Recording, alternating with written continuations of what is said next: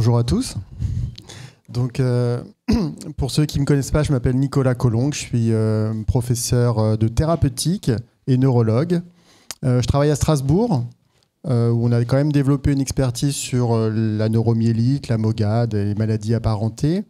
On a un service de 14 lits dans lequel on accueille régulièrement les patients atteints de sclérose en plaques et de NMO. Et je travaille avec le professeur de Cèze, que vous connaissez peut-être au moins de nom, qui a participé à l'élaboration des critères de NMO en 2015 notamment. Je travaille aussi dans un centre d'investigation clinique qui est une unité INSERM qui est chargée de développer la recherche clinique. Et à ce titre-là, on a participé aux essais thérapeutiques des molécules innovantes dont vous bénéficiez peut-être dans la NMO, mais aussi là, on en a 3 actuellement en cours sur la MOGAD. Voilà. Bah, écoutez, je ferai un plaisir à répondre à vos questions. Je passe la parole à Julie. Merci, bonjour à tous.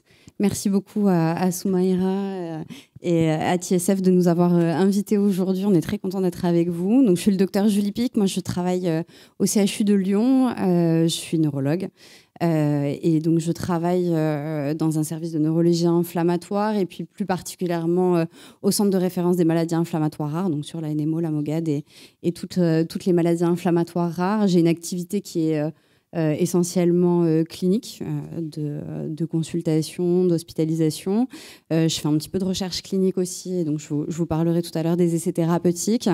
Et puis, on essaye de travailler de plus en plus main dans la main avec les associations de patients et aussi pour développer de l'information, pour accompagner les patients dans leur parcours. Donc, je suis ravie d'être là aujourd'hui. Merci. Donc, moi, je m'appelle Elisabeth Maillard, je suis neurologue également et je travaille à Paris, à la Pitié-Salpêtrière. Donc, c'est un grand hôpital avec beaucoup de neurologues et on est structuré en certaines unités. Donc, moi, je travaille dans l'unité qui s'occupe de maladies inflammatoires, donc la sclérose en plaques, mais aussi spécifiquement pour les patients qui sont atteints de MOGAD et de NMO. Donc, je fais aussi de la recherche clinique. On participe également aux essais dont vous a parlé Nicolas et dont on reparlera probablement tout à l'heure pour essayer d'avoir plus de connaissances sur ces maladies, sur le plan clinique, mais peut-être aussi sur des nouveaux biomarqueurs, d'imagerie et puis des nouveaux traitements, bien sûr. Hein, c'est la finalité. Donc, comme Julie vous l'a dit, on travaille aussi beaucoup ensemble pour essayer d'élaborer des programmes d'éducation thérapeutique. On en reparlera tout à l'heure pour essayer de mieux expliquer la maladie aux patients, de pouvoir interagir, de proposer des programmes de suivi. Ça a été beaucoup fait dans la sclérose en plaques, qui est une maladie qu'on connaît depuis très longtemps et qui touche beaucoup de patients. Donc, il y a eu beaucoup d'efforts qui ont été faits dans cette maladie. Mais c'est vrai que pour les maladies plus rares, comme la NMO, on a un peu de retard et donc on essaie de travailler là-dessus depuis quelques temps. On est aidé parce qu'il y a des structures en France qu'on appelle les centres de maladies rares et on a pu être labellisé, comme on dit, pour la prise en charge des maladies rares que sont la NMO et la MOGAD depuis 2017 maintenant. Donc il y a le centre de Lyon, on travaille Julie avec Romain Marinier, le centre de Paris et puis notre centre coordonnateur qui va arriver prochainement, qui est donc coordonné par le professeur Kumaran Deva qui travaille avec nous, qui travaille à Bicêtre. Voilà, donc je suis très contente d'être là, effectivement. Et puis, on pourra, comme ça, répondre à vos questions, j'espère, en tout cas une partie. Oui. Alors, on avait prévu donc de parler de la NMO et de la MOGAD, quelle surprise, et de surtout mieux la comprendre. Est-ce que vous pouvez nous expliquer brièvement, sans rentrer dans des détails hyper compliqués, ce que c'est la NMO et la MOGAD? Alors, je vais peut-être répondre qu'à une partie de la question. Comme ça sera bien. Je vais partager avec mes camarades. Donc, peut-être on peut commencer à parler de la NMO, la neuromyélite optique. Alors, parfois, il y a un petit peu des confusions parce que les maladies ont changé de nom. Alors, autrefois, on appelait la neuromyélite optique, on l'appelait même maladie de Devic, parce que c'était un neurologue lyonnais qui avait défini cette maladie à l'époque où il n'y avait pas d'IRM, où il n'y avait pas d'examen biologique, et donc c'était pour la différencier de la sclérose en plaques. On s'était rendu compte que c'était une maladie neurologique qui touchait donc des femmes et qui pouvait donner des atteintes de la moelle épinière sévères avec des troubles de la marche et puis des atteintes du nerf optique avec donc des baisses d'acuité visuelle, et donc c'est pour ça que le nom est resté neuromyélite optique. Et puis finalement, avec le temps, on a réussi à trouver en particulier un biomarqueur, dont on parlera, je pense, après, qui est dans le sang et qui est la présence d'un anticorps, qui est l'anticorps anti-AQP4, aquaporine 4.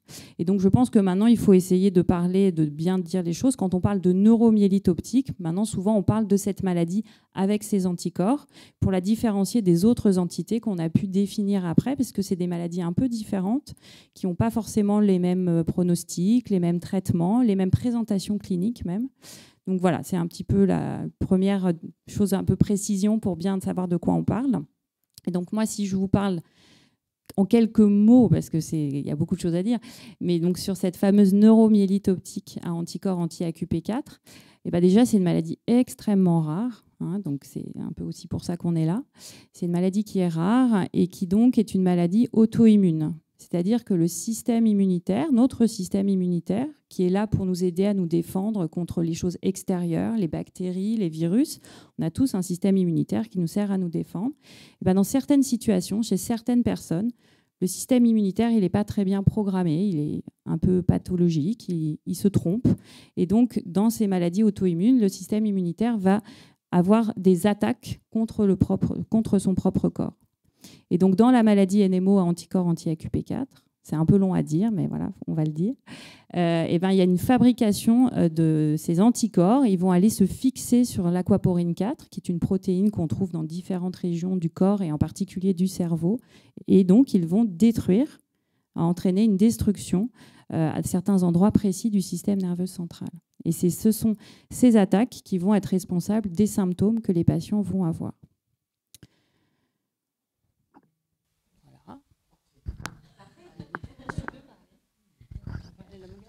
Non, moi, ce que je voulais rajouter à ce qu'a dit Elisabeth, c'est que vous avez beaucoup de chance finalement d'avoir la NMO aujourd'hui, parce qu'on a vécu une véritable révolution en neurologie il y a une vingtaine d'années, grâce à l'évolution des techniques de détection et avec une nouvelle ère qui s'ouvre à nous, qui est l'ère des biomarqueurs. Voilà. Elisabeth l'a très bien dit, on a des NMO qui portent un petit nom, qui sont les NMO AQP4 positives. Certains d'entre vous ont peut-être cette pathologie. Mais cet anticorps anti-aquaporine 4, il a fallu un petit peu de temps pour le découvrir, quoi. Avant, on avait une description uniquement clinique. Maintenant, on a réussi à faire le lien entre la clinique et la biologie. Donc, l'histoire de la MOG, c'est approximativement un peu la même chose. Maintenant, on a un biomarqueur qui est l'anticorps anti-MOG qu'on va détecter chez les patients qui ont une maladie qui ressemble un petit peu à la NMO dans le sens où il y a souvent quand même une atteinte optique, une atteinte médulaire aussi, comme dans la NMO. Et puis on a un troisième groupe qui sont les patients pour lesquels on n'a pas retrouvé de biomarqueurs, justement, qui sont les doubles négatifs. Si on les appelle comme ça, c'est parce qu'ils n'ont ni anticorps anti-AQP4, ni anticorps anti-MOG. Juste l'ère des biomarqueurs, ça a touché toute la neurologie, pas que les maladies inflammatoires. Ça a touché l'Alzheimer aussi, avec je ne sais pas si vous savez maintenant qu'on fait le diagnostic, pas uniquement sur le test neuropsychologique, mais on fait des examens d'imagerie un peu poussés, et puis on dose des marqueurs dans le liquide céphalorachidien, protéines bêta-amyloïdes, phosphoto, etc. Et puis on a découvert aussi des syndromes qui accompagnaient les cancers, avec des anticorps là aussi qui se promènent et qui donnent des tableaux neurologiques. Donc il y a eu toute cette révolution-là en neurologie, qui a touché spécifiquement, je pense majoritairement, les maladies inflammatoires et qui nous a permis d'élaborer des traitements contre des cibles aussi. Ça, c'est aussi l'autre approche intéressante. C'est que non seulement maintenant on fait les diagnostics très tôt parce qu'on a des biomarqueurs, mais on a aussi des traitements beaucoup plus ciblés dont vous bénéficiez probablement, qui sont aussi redoutablement efficaces, quoi. Voilà. Donc juste, je vous renvoie un petit peu cette définition parce que vous vivez ça au quotidien, mais globalement, vous avez la chance d'avoir débuté cette maladie après 2004, date à laquelle on a découvert cet anticorps anti-AQP4, et de pouvoir bénéficier des nouveaux traitements qui sont quand même très, très efficaces à mon sens. Sur la MOGAD, la MOGAD, c'est une maladie où on a ce biomarqueur qui est l'anticorps anti-MOG. La MOG, c'est une protéine de la myéline. La myéline, vous savez, c'est ce qui entoure les axones, ce qui sert de gaine et ce qui permet de véhiculer l'information neurologique d'un neurone à un autre. Et quand cette myéline est touchée, on a un déficit qui s'installe. Et cet anticorps anti-MOG est associé à une maladie qui ressemble quand même à la NMO, dans le sens où on a une atteinte optique, une atteinte médulaire, des atteintes encéphaliques, ça arrive aussi. On a une forme un peu spécifique qui donne des crises d'épilepsie aussi. Bon, on ne va pas trop aller dans le détail. On a beaucoup d'anticorps anti-MOG chez l'enfant. Koumara nous en dira un peu plus. Hein. Et puis, ce qui ressort aussi des études, c'est que les maladies associées à des anticorps anti-MOG sont peut-être un peu moins sévères quand même que la NMO classique avec anticorps anti-AQP4. Voilà.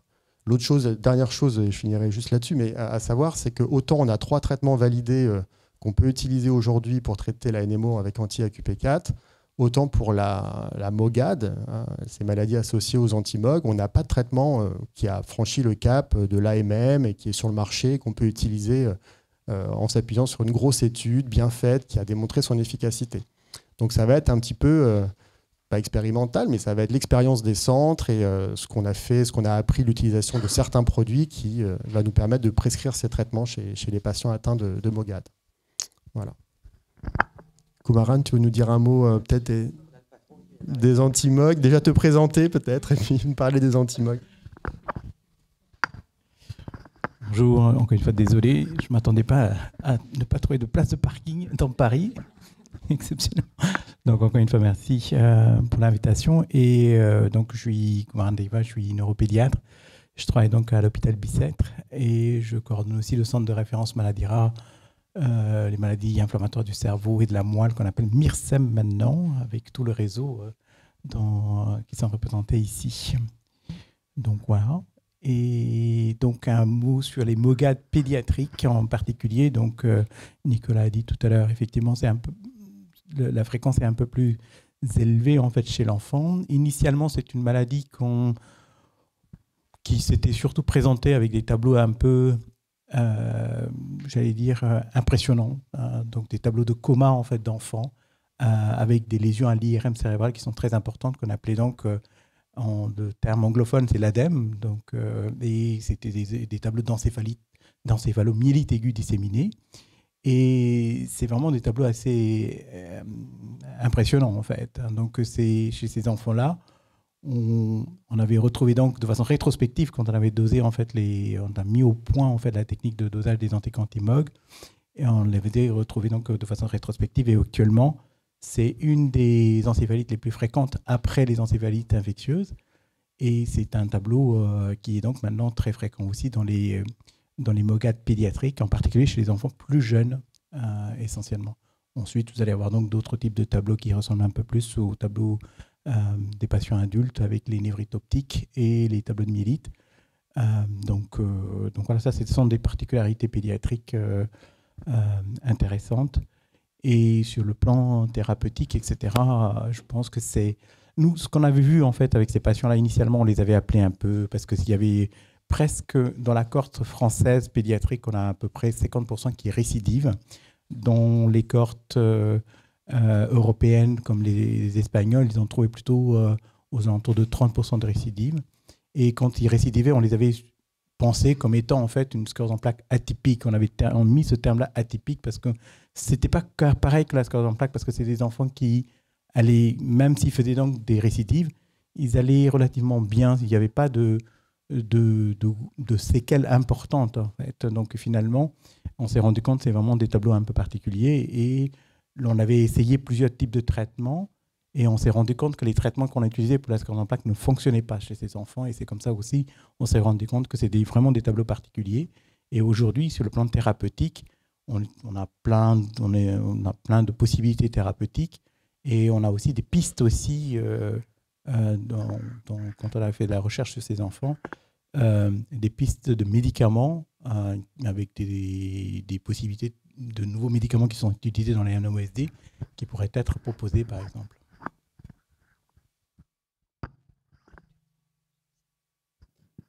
Non, moi on va vous laisser poser des questions, juste peut-être insister sur pourquoi c'est important de différencier ces maladies et pourquoi on vous reprend un peu l'historique et d'une part, cette histoire qui part de la sclérose en plaques et qui se différencie en plein de maladies, ça explique aussi, je pense, comment on réfléchit face à ces maladies et comment on a appris à les connaître. Et le fait d'identifier ces anticorps nous permet plusieurs choses. La première, elle nous permet d'identifier des patients, des gens qui vont avoir une évolution et une histoire qui est assez homogène. Et je pense que c'est important et que vous l'avez tous vécu quand vous venez nous voir pour la première fois, ou en tout cas au moment où on fait le diagnostic. Une des questions qui vous préoccupe et qui nous préoccupe aussi, c'est de savoir comment ça va évoluer, comment ça peut évoluer, qu'est-ce qui peut se passer dans l'avenir. Et finalement, ces anticorps, ils nous ont aussi aidés, le fait de les différencier, à pouvoir vous donner des informations sur qu'est-ce qui peut se passer après. Et il ne se passe pas la même chose dans une sclérose en plaques, dans une NMO et dans une MOGAD. Les risques ne sont pas les mêmes de récidive et l'évolution n'est pas la même. Donc je pense que c'est un élément qui est très important. Et la deuxième chose, on en a déjà beaucoup parlé, c'est les traitements finalement. Et ces trois maladies, elles peuvent se ressembler beaucoup par un moment, notamment en termes de symptômes, mais finalement, on ne les traite pas du tout de la même façon. On s'est aperçu que les traitements de la sclérose en plaques pouvaient aggraver la NMO. On s'est aperçu que la MOGAD ne répondait pas du tout au même traitement que la NMO et qu'aujourd'hui, on n'utilise quasiment plus les mêmes traitements dans ces maladies-là. Donc c'est vraiment des choses qui sont importantes. C'est pas juste pour dire on a un anticorps et voilà, vous vous en fichez.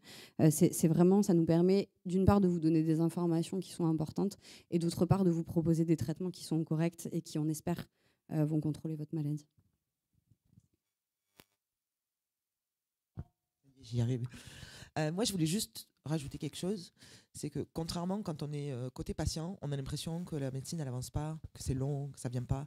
Et en fait, si, ça avance très vite. Entre le moment où on fait notre première poussée et maintenant, moi, il s'est passé 23 ans. Et ça a énormément avancé au niveau des diagnostics, au niveau de la thérapeutique, des propositions de traitement. Ça a énormément avancé. Donc, il ne faut pas vous dire dans votre tête, non, ça avance pas, la médecine, si, ça avance très, très vite, en fait. Peut-être je peux me permettre de rajouter juste un petit mot sur le gros avantage de notre époque moderne, je pense, c'est et particulièrement dans les maladies rares, je pense, c'est qu'on travaille de manière vraiment collaborative et en France et même à l'échelle internationale en fait. Et que c'est pour ça que la recherche elle avance vite aussi. C'est parce qu'on travaille tous ensemble.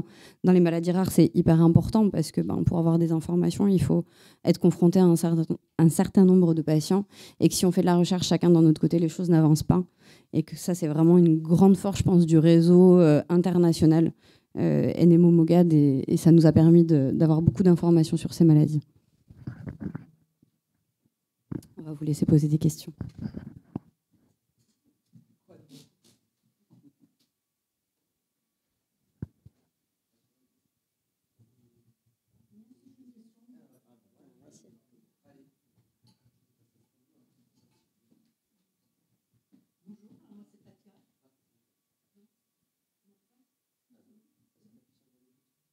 Bonjour, je me présente, moi c'est Fatia, j'ai la NMO depuis 2016. Moi ma question en fait, j'aurais voulu savoir qu'est-ce qui déclenche cette maladie? Elle est courte, mais je veux juste savoir qu'est-ce qui peut déclencher cette maladie? Oui, elle est chiante, mais en même temps, on aimerait savoir parce que en fait, moi j'ai demandé ce qu'a déclenché ma maladie. On m'a dit un choc émotionnel. Moi, je veux bien, mais après... Non, ça, en revanche, c'est peu probable. Alors, je peux faire une réponse courte, ce qui est, on ne sait pas. Voilà, question courte, réponse courte.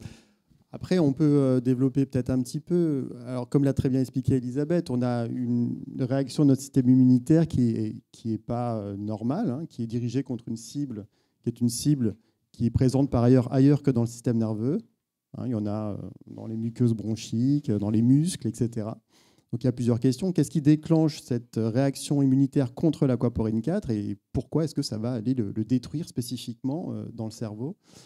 Je pense qu'aujourd'hui, on ne sait pas. En revanche, on a tendance quand même à penser que ce n'est pas une maladie génétique, au sens strict du terme. On ne transmet pas le gène de la sclérose en plaques et de la neuromyélite optique également. En revanche, on a dans certaines études un premier épisode qui peut être précédé par une infection. Dans certaines études, c'est 20 à 30% des cas. Donc on ne sait pas si probablement, peut-être, un peu comme dans d'autres maladies auto-immunes, il ne peut pas y avoir un mimétisme dans la reconnaissance des antigènes, et puis à un moment donné, la réaction immunitaire dérive et va toucher l'aquaporine 4 et créer les lésions. hein.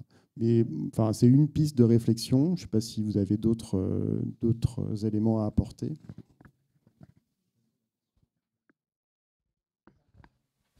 Non, j'ai pas d'autres pistes, mais en particulier chez les enfants, par exemple, on a 50% des enfants qui ont fait une infection juste avant de présenter en fait la maladie, ce qui corrobore un peu sur la piste en fait de ce que Nicolas disait sur le mimétisme moléculaire. Peut-être il y a des virus qui vont montrer des protéines qui nous appartiennent et notre système immunitaire dysfonctionne à ce moment-là parce qu'il pense qu'il a reconnu la myéline comme étant donc une protéine étrangère virale. Et commence à attaquer. Donc, probablement, c'est cette piste-là sur laquelle on avance. Pour en revenir à ça, c'est que moi, je me suis permise de demander à un neurologue, en fait, et il m'a dit qu'on naît avec, que tout le monde naît avec. Ça se déclenche ou ça ne se déclenche pas? Alors, si on fait des dosages d'anticorps anti-AQP4, j'ai beaucoup de gens, on ne va pas les retrouver. Donc, je ne pense pas que ce soit un état qu'on puisse effectivement retrouver dans toute la population générale. Mais il y a probablement effectivement une susceptibilité, une fragilité chez certaines personnes et qui vont donc dans des situations particulières et que l'on ne connaît pas encore, peut-être après une infection, déclencher la maladie. Mais on n'est pas tous égaux par rapport à cette maladie. Mais c'est vrai qu'on n'est pas capable de savoir au jour d'aujourd'hui en prévention, par exemple, de pouvoir déterminer qui va être plus fragile, qui va pouvoir un jour développer cette maladie. Donc ça, c'est la première chose. Et après, en fait, c'est une réponse aussi assez courte, comme disait Nicolas. On ne sait pas exactement, mais en tout cas, c'est évidemment pas de votre faute. Et en fait, c'est pas lié à un événement extérieur qu'on aurait pu éviter, si vous voulez. C'est pas une maladie qui est évitable. On peut se dire parfois que le cancer du poumon, si on fume énormément, c'est une conséquence. Là, la NMO ou la MOGAD, c'est des choses qu'on ne peut pas éviter, en fait. Juste pour ajouter un point, après, c'est que la NMO avec anticorps anti-AQP4 a cette particularité d'être associée assez fréquemment à d'autres maladies auto-immunes. Dans 30% des cas, on retrouve des thyroïdites, des syndromes de Gougerot. Alors, je ne sais pas ce que je vous souhaite, bien évidemment. Mais ouais, on est assez surpris parfois de voir qu'on a une coexistence. Moi, j'ai plein de patients qui ont un syndrome de Gougerot plus une NMO. Voilà. Donc, il y a effectivement un terrain quand même favorisant qui favorise l'émergence des maladies auto-immunes et d'une réactivité anormale des lymphocytes contre certains antigènes, quoi.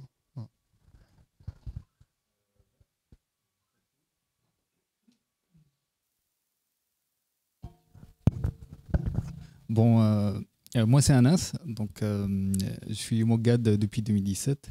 Donc je vous remercie déjà de participer à cette journée de passion. J'ai deux questions. Ma première question, ça concerne les poussées. Est-ce qu'on peut avoir juste une poussée dans sa vie?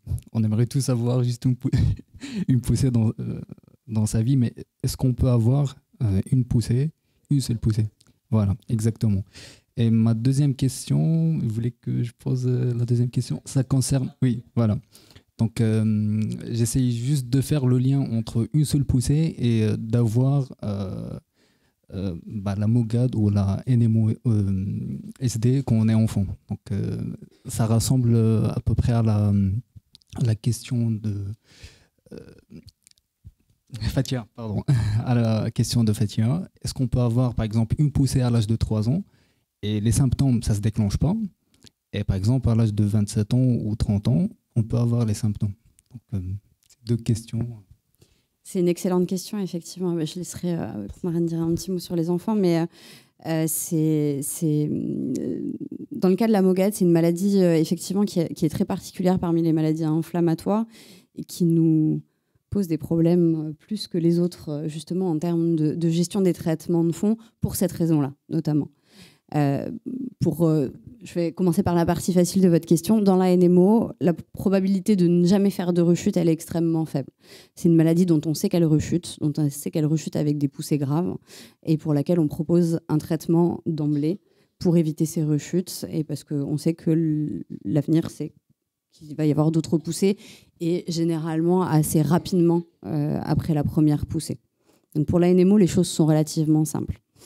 Je vais encore m'éloigner de la MOGAD, mais parce que c'est pour expliquer la suite. Dans la sclérose en plaques, qui est la maladie qu'on connaît le mieux, c'est le cas aussi. Hein. On sait que l'intervalle entre les poussées, il est assez variable selon les gens, mais que généralement, c'est une maladie qui rechute et pour laquelle on a plutôt tendance, aujourd'hui, en 2023, à proposer un traitement de fond, parce qu'on sait qu'il y aura d'autres symptômes et que de cumuler des poussées, ça fait que ça ne se passe pas bien au cours du temps.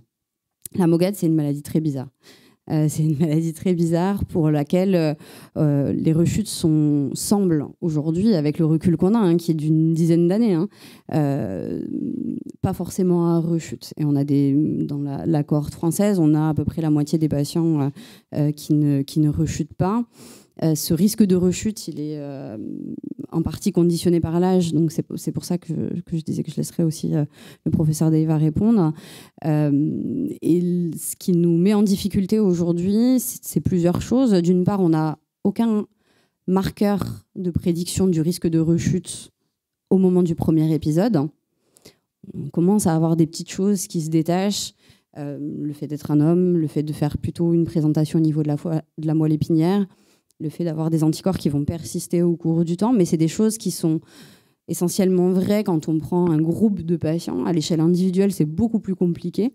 Et aujourd'hui, on n'est pas capable, au moment du diagnostic, au moment de la première poussée, de dire « vous, je suis sûr que vous allez rechuter, il vous faut un traitement de fond », alors que vous n'allez jamais rechuter, vous êtes tranquille, vous avez fait un épisode, ça n'arrivera plus. D'accord ? Donc ça rend vraiment les choses compliquées. La deuxième chose qui est compliquée, c'est que à la fois dans la NMO et dans la sclérose en plaques. Dans la sclérose en plaques, je vous ai dit, l'intervalle entre les poussées, il est pas pareil chez tout le monde, mais il est assez homogène au cours du temps. C'est assez rare d'avoir des gens qui font des poussées très éloignées, puis qui tout d'un coup se mettent à faire plein de poussées et inversement. Alors que dans la MOGAD, on sait que des fois, il peut y avoir un intervalle très long entre deux poussées, de plusieurs années, des fois de plus de 10 ans. Et ça rend les choses très compliquées aussi dans la gestion du traitement. Donc c'est une maladie qu'on apprend encore à connaître, hein, notamment en termes d'histoire naturelle, donc d'évolution, et pour laquelle on manque encore d'informations sur ce côté-là. Mais on a l'impression quand même, avec une dizaine d'années de recul, qu'il est possible de ne jamais rechuter. Juste pour l'anecdote, quand j'ai commencé à m'intéresser à la NMO, c'était en 2003, quand j'ai commencé mon internat à Strasbourg. Et on avait décrit des cas de NMO dites bénignes, donc des NMO qui avaient l'air d'aller bien, quoi, finalement. Et puis le suivi jusqu'à 10 ans a montré que le patient pouvait aller très bien pendant 10 ans et puis faire une poussée médulaire, notamment absolument catastrophique, 10 ans après, quoi. Donc il faut vraiment se méfier. La poussée unique dans la NMO, pas dans la MOGAD, dans la NMO, c'est tout à fait exceptionnel. Je pense que ça n'existe pas en fait, et que si on prend le temps de suivre les patients correctement sur le très long terme, on se rend compte que ça peut revenir n'importe quand, quoi.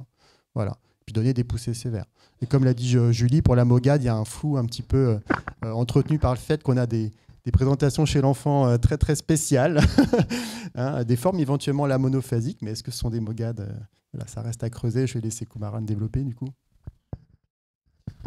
En effet, donc du coup, sur la NMOSD, c'est extrêmement rare en fait que ce soit monophasique, hein, donc c'est super complexe, et puis surtout que les risques de séquelles étant importantes, il faut qu'on fasse attention.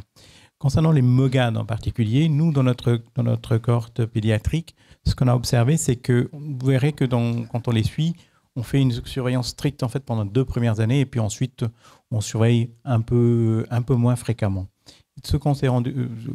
Là où on s'est rendu compte que c'est un peu plus complexe, c'est qu'on a à peu près 150 patients en fait dans notre cohorte pédiatrique, et dans les 150, on a à peu près une dizaine qui étaient étiquetés monophasiques, qui avaient fait donc soit un tableau d'ADEME, soit une névrite optique.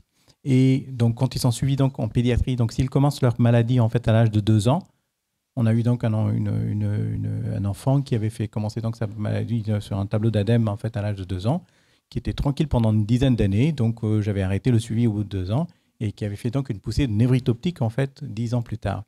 Et donc là, c'est plus facile pour suivre en fait, ces enfants. On a eu aussi un enfant de 15 ans qui avait fait donc une névrite optique cette fois-ci, et qui n'a plus rien fait. On n'avait plus aucun marqueur d'activité ou quoi que ce soit. À cette époque, on ne savait pas que c'était une MOGAD. Donc, on avait dit une névrite optique simple et qui a fait donc une poussée à l'âge de 30 ans. Et donc, c'est comme c'est mes collègues neurologues adultes qui avaient suivi, ils nous avaient rapporté ça. Donc, du coup, c'est plus pour vous dire que est-ce que c'est possible de le faire à distance? La réponse est oui avec les MOGAD, hein, c'est possible. Est-ce que tout le monde le fait? La réponse, on ne sait pas. Non, là, à l'heure actuelle, on a un suivi d'environ de plus de 6 ans en fait, hein, chez ces enfants. Et c'est dans ces suivis, comme je vous ai dit, il y a 50% qui récidivent, mais à des temps variables en fait. Hein. Donc, on a une grosse partie, je n'aurai pas les chiffres là tout de suite, mais on sait qu'il y a une petite minorité qui récidive très à distance, au-delà de 2 ans. Hein. Au-delà de 2 ans, voire même au-delà de 5 ans.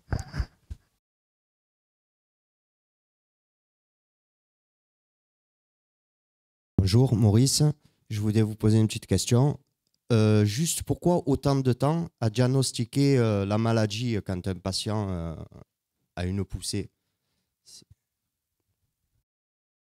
Alors, pourquoi autant de temps? Après, le délai diagnostique, il peut varier en fonction de pas mal de choses. Il y a déjà la présentation clinique, parce qu'il y a les symptômes qui vont être présentés, les critères radiologiques qu'on a appris à connaître. Certains aspects sur l'IRM, maintenant, nous évoquent vraiment une hypothèse diagnostique plus forte que d'autres. Et puis, les fameux biomarqueurs dont on a parlé. Donc, historiquement, les anticorps anti-AQP4, ils sont arrivés en 2004. Donc, par définition, les patients avant ces années-là n'avaient pas pu avoir le dosage. Et puis, les anticorps anti-MOG, on les fait vraiment depuis 2017-18. Hein. Donc, en fait, voilà, c'est des choses qui sont aussi apparues progressivement dans le temps.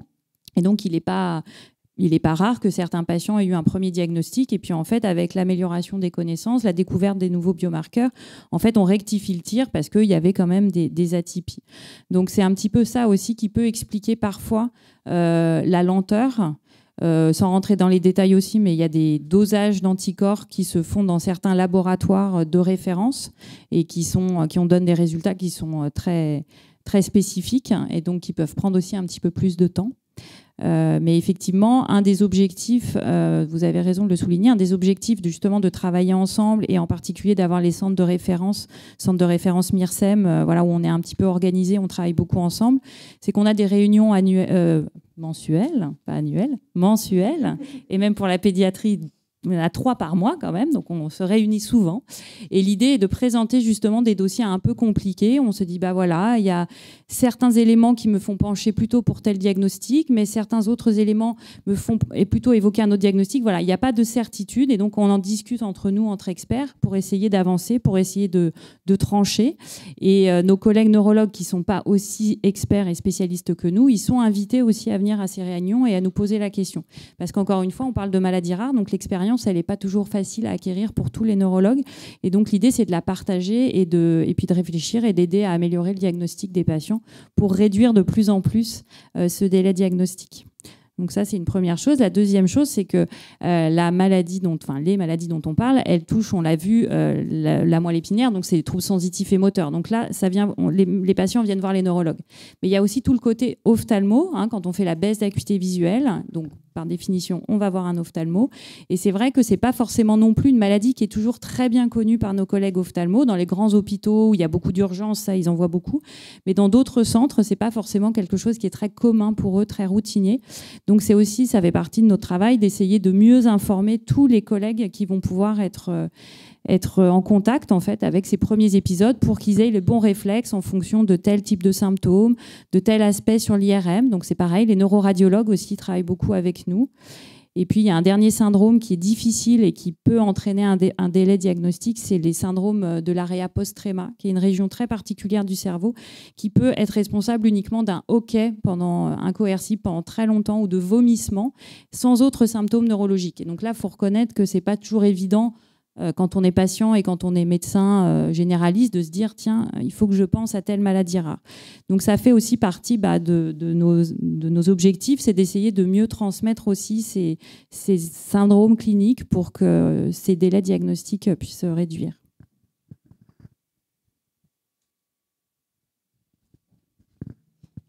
Juste pour vous dire que vraiment, le travail des centres de référence et la chance qu'on a que notre gouvernement et notre État nous permettent de créer ces centres et de travailler en réseau nous permet vraiment de lutter contre ce délai diagnostique et de faire connaître la maladie par différentes actions, des actions de formation locale, des actions de formation nationale. Il y a des protocoles, notamment national de diagnostic et de soins, qui ont été écrits. Donc, c'est des documents qui nous sont demandés par la Haute Autorité de Santé, par la HAS, et pour laquelle des experts du domaine se réunissent pour justement expliquer quels sont les symptômes, comment on fait le diagnostic et qu'est-ce qu'il faut proposer comme suivi, qui sont à destination des médecins généralistes, des neurologues plus généralistes.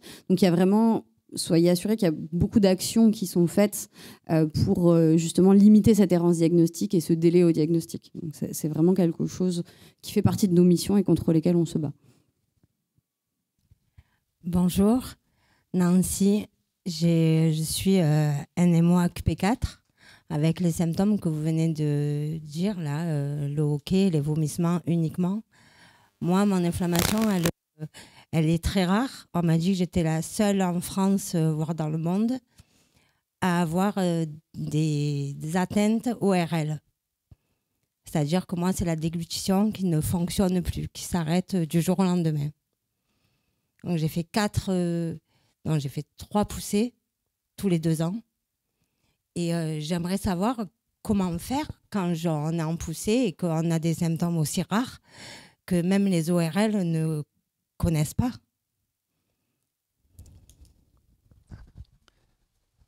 Oui, nous, à Strasbourg, on avait publié une petite cohorte là, avec nos collègues anglais, notamment sur les atteintes un peu comme ça, ce qu'on appelle le tronc cérébral, hein, c'est la structure qui est entre le cerveau et la moelle épinière. Voilà, c'est une structure un peu où transitent pas mal de faisceaux nerveux et où sont localisés tous les neurones à destination du visage et notamment aussi de la déglutition. On a à peu près dans la NMO-AQP4 15 à 20% des patients qui ont des troubles de cette région-là du système nerveux. Les troubles de la déglutition, ça peut se voir. Effectivement, quand c'est totalement isolé, je pense que c'est un vrai challenge pour faire le diagnostic. Hein, on a déjà vu, le docteur Maillard vous a parlé de la difficulté face à des hoquets ou des vomissements incoercibles. On a des patients qu'on retrouve et des spasmes aussi, des spasmes laryngés. Ouais. Mais alors pour les patients dont parlait Elisabeth, on en a récupéré comme ça qui étaient suivis en gastro-entérologie pendant plusieurs mois, plusieurs années, et pour lesquels il n'y avait pas de diagnostic. J'ai pas, à ma connaissance, pour le moment, de patients suivis en ORL avec un diagnostic incertain qu'on a récupéré par la suite. Quand c'est uniquement laryngé, comme vous dites, ça reste quand même tout à fait exceptionnel. Je crois qu'il faut être d'accord avec ça. Mais on sait quand même que ça peut le donner. Après, quand on examine bien le patient, moi je ne suis pas ORL, mais on peut voir des petits signes quand même à l'examen endobuccal qui montrent une atteinte neurologique éventuellement un peu comme ça du système nerveux central. Et l'arrêt, plus aucune sensation, plus rien, quoi. Plus de muscles. C'est là qu'il voit l'ORL que c'est, le phoniatre, que c'est neurologique. Et c'est la seule poussée que vous avez faite, vous n'avez rien fait d'autre? Non, j'en ai fait 3. Ah oui. J'en ai fait 2 officielles. La première, j'avais pas les anticorps, tout était normal. Il n'y avait que l'IRM qui montrait une inflammation spectaculaire. D'accord. Ça m'a valu 2 mois de réanimation et 4 jours de coma. Mais j'ai refait une poussée 2 ans plus tard, à peu près la même, sauf que je n'avais toujours pas les AQP4. Dans mon sang, il ne parlait pas. L'IRM, il a parlé au bout de presque 1 mois. Donc, et moi, mon gros souci, c'est que mon neurologue, il se base sur les prises de sang et sur les IRM. Sauf alors, que moi... quand les prises de sang sont prises un peu en défaut, effectivement, c'est l'IRM qui vient à notre secours. On regarde attentivement les lésions. Et dans les critères diagnostiques qu'on utilise pour la NMO encore aujourd'hui, qui date de 2015, le type de lésion à l'IRM peut quand même nous orienter. Notamment dans le tronc cérébral, qui est la structure dont on parle, il y a un certain quand même type de lésions qui peuvent nous inciter à penser que c'est une NMO avec AQP4. Mais parfois, c'est un challenge, je vous rejoins là-dessus. Hein. Parfois, c'est pas si simple.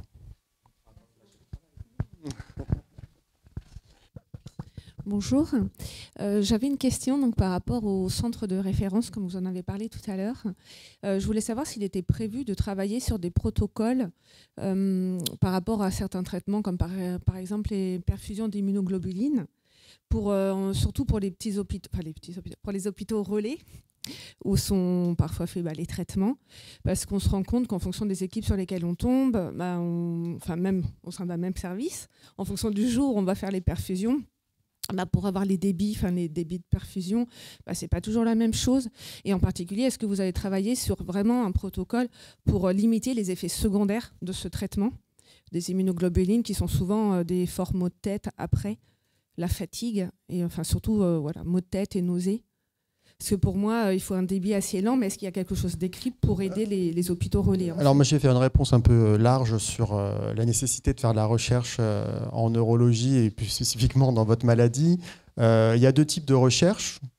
Il y a la recherche vraiment complexe dans des centres qui sont labellisés pour faire la recherche et qui va amener à la démonstration d'une efficacité d'un traitement, et peut-être à terme à la mise sur le marché. Ce sont des études très complexes, on inclut des centaines et des centaines de patients, parfois 1000, parfois plus, pour démontrer un effet.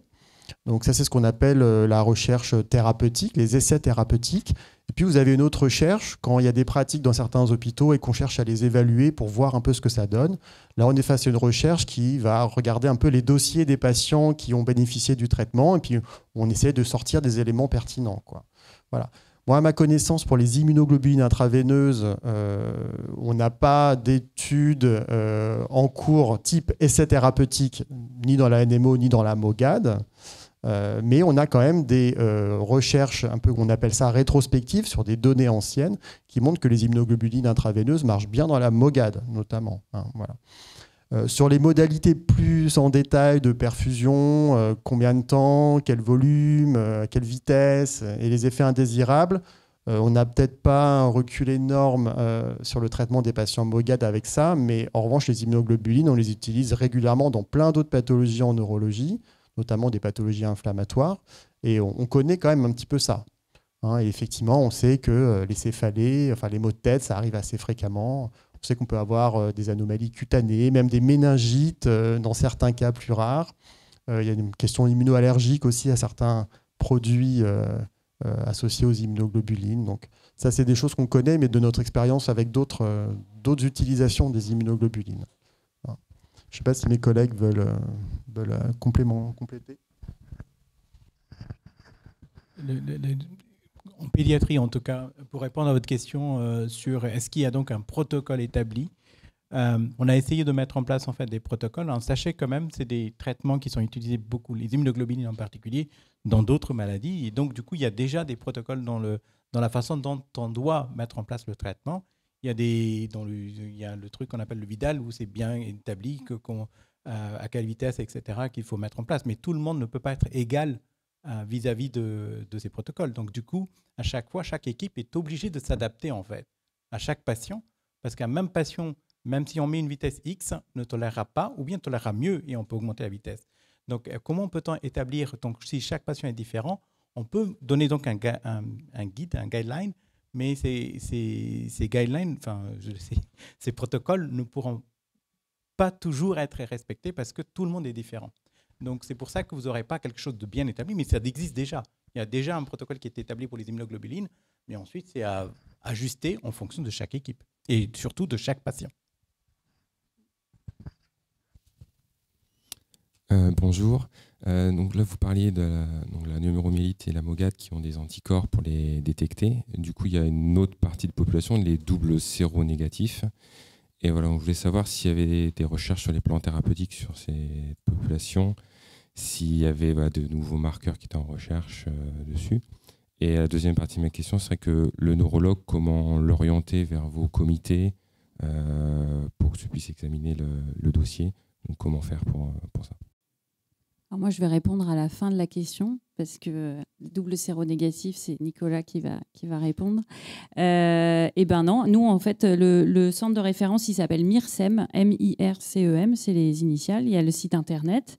Et en fait, dessus, elle est coordonnée. Donc voilà, Koumaran, qui est coordonnateur, on est centre constitutif, après il y a les centres de compétences, et en fait l'idée c'est qu'il y a quand même un réseau qui couvre toute la France, hein. Globalement, en gros c'est quand même les gros CHU, les gros centres universitaires de région qui ont un neurologue au moins intéressé dans la prise en charge de ces maladies rares et qui participent à nos réunions. Donc il suffit de se rapprocher en fait du centre universitaire du service de neurologie le plus proche de chez vous, quoi. Ouais, les doubles négatifs, c'est très difficile. Encore aujourd'hui, de faire le diagnostic, de proposer un traitement adapté, c'est vraiment très compliqué. La première étude qu'on a publiée, c'était ma thèse de médecine à l'époque. C'était il y a longtemps, 13 ans, plus. On a publié sur les 125 premiers patients atteints de neuromyélite optique. Il y en avait 46%, un peu moins de la moitié, qui étaient négatifs, quoi, qui étaient NMO dites négatives à l'époque. Les autres remplissaient les critères de 2006 et avaient en plus anticorps anti-AQP4. Donc tu vois, on avait à l'époque la moitié des patients qu'on suivait qui étaient négatifs. Et en fait, aujourd'hui, on sait que parmi ces négatifs, on a beaucoup de patients qui ont des anti-MOG, hein, plus de la moitié d'entre eux. Et finalement, au bout du bout, il reste peut-être 5-10% de patients réellement double négatifs avec les techniques de détection aujourd'hui. Donc ça représente vraiment une toute petite partie de la population, quoi. Hein, faut garder ça en tête. Il y a plein d'écueils qui existent avant de poser le diagnostic de double négatif. Le premier, il faut faire les bons tests. Hein, on a des centres de référence, il faut envoyer le prélèvement dans le bon centre qui a les techniques adaptées. Voilà, il y a une question de sensibilité des tests. La deuxième, qui est un peu une nouveauté de l'ECTRIMS, là, récemment, du Congrès européen sur la sclérose en plaques et la NMO, la MOGAD, etc., c'est que le délai entre la poussée et le prélèvement, donc le délai entre l'activité inflammatoire et le prélèvement, peut quand même être prédictif de la probabilité de trouver ces anticorps, hein. Plus on tarde à faire le prélèvement, moins on risque d'avoir des titres élevés d'anticorps, surtout pour les MOGAD, hein, pour les anti-MOG. Et donc on peut comme ça passer à côté d'un anticorps qui était présent à un moment donné, puis qui va finir par disparaître, quoi. Hein. Donc je pense qu'il faut vraiment être vigilant par rapport à ça. Ensuite, pour répondre à la question des traitements, nous, on avait aussi là fait une étude sur Nomadmus, hein, le groupe français sur la NMO, sur les traitements des poussées, donc des patients avec AQP4, avec anti-MOG, et puis on avait dans notre cohorte qui avait recensé plus de 200 poussées, on avait 50 poussées de double négatif. Voilà. C'est quand même une étude du coup assez conséquente, mais ça montre que finalement on a très peu de patients qu'on peut inclure dans des études. Même rétrospectivement à l'échelle nationale, on a collecté des données que c'est 50 malades, quoi. Donc c'est très difficile d'avoir ces patients qui sont très très rares et pour lesquels pour le moment on n'a pas de recommandations très claires sur ce qu'il faut faire en termes thérapeutiques. Alors les poussées sont traitées comme les patients AQP4, on est sur la même type de traitement avec des corticoïdes à forte dose, suivi d'échanges plasmatiques. En général, il faut d'ailleurs faire les échanges assez vite quand les corticoïdes ne fonctionnent pas. Et pour les traitements de fond, la plupart du temps, tous ces patients sont traités un peu comme les maladies avec anticorps anti-AQP4. Souvent, c'est des rituximab ou des anti-CD20 qui sont mis en place. C'est des traitements qui agissent sur le lymphocyte B. Et ça ne marche pas tout le temps, à tel point que là aussi, on a fait une autre étude avec des collègues allemands pour montrer qu'on avait, chez ces patients réfractaires au rituximab, qui avaient une NMO double négative, peut-être un intérêt à utiliser du tocilizumab, qui est un anti-IL6 récepteur. Ça cible une autre protéine du lymphocyte B, en l'occurrence. Et ça modifie un petit peu sa maturation, son activation, etc. Et ça semble donner des résultats intéressants. Voilà. Donc tu vois, on est sur très peu de patients, des études qu'il faut faire de façon internationale pour collecter suffisamment de données, et peut-être des pistes comme ça, mais voilà, pour le moment, pas d'essais thérapeutiques en cours. Ça, c'est l'autre volet de la réponse, hein, c'est que là, c'est la type de recherche dont je parlais tout à l'heure, plutôt rétrospective sur données, mais on n'a pas vraiment d'essais thérapeutiques. Je ne sais pas si on aurait la puissance nécessaire, la force de frappe nécessaire pour vraiment inclure un nombre de patients significatif, quoi, pour montrer un effet, quoi.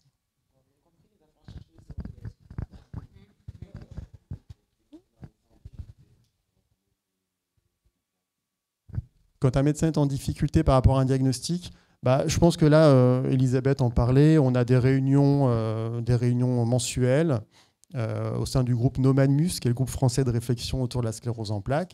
Et ce type de patient vraiment est présenté régulièrement et on peut en discuter et faire des pistes de diagnostic. Peut-être que certains diagnostics ont été oubliés. Voilà, je pense à la sarcoïdose, par exemple, qui est une maladie qui peut donner des choses assez semblables à la NMO. Donc il faut détecter ces diagnostics qui peuvent ressembler. Et puis au bout du bout, on ne retrouve rien, on conclut une NMO double négative. Voilà.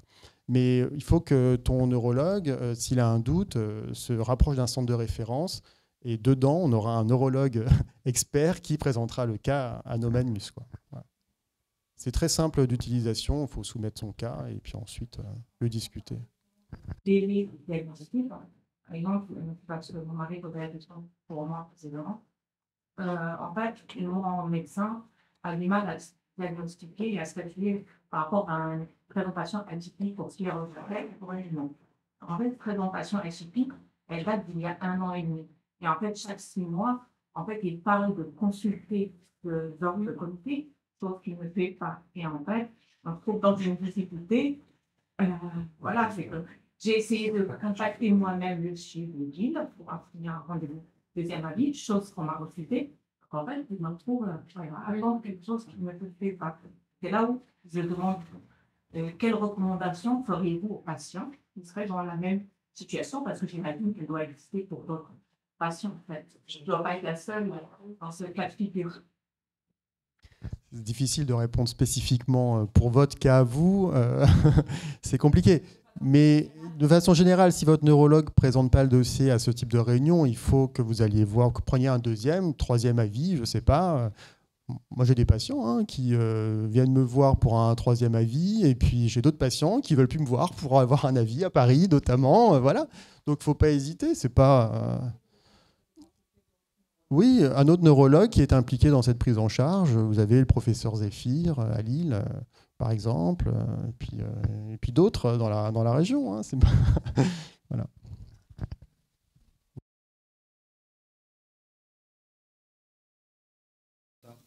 Merci. Bonjour, j'ai été diagnostiquée MOGAD il y a quelques mois et j'aurais aimé savoir si à notre échelle, on pouvait mettre des choses en place pour éviter les poussées de notre hygiène de vie ou l'alimentation ou n'importe quoi qui pourrait essayer de...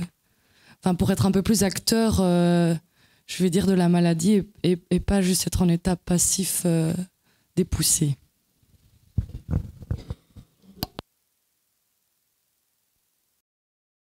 En fait, c'est bien d'avoir cette volonté, comme vous dites, d'essayer de prendre les choses en main. Et c'est vraiment souvent assez positif d'ailleurs comme démarche.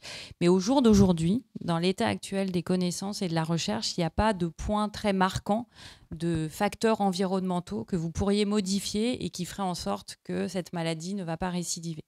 Comme l'a dit tout à l'heure Julie et Kumaran, en fait, le risque de récidive, il est pas très bien connu. Encore une fois, quand on a fait un premier épisode, on ne sait pas très bien. Alors, il y en a eu plusieurs.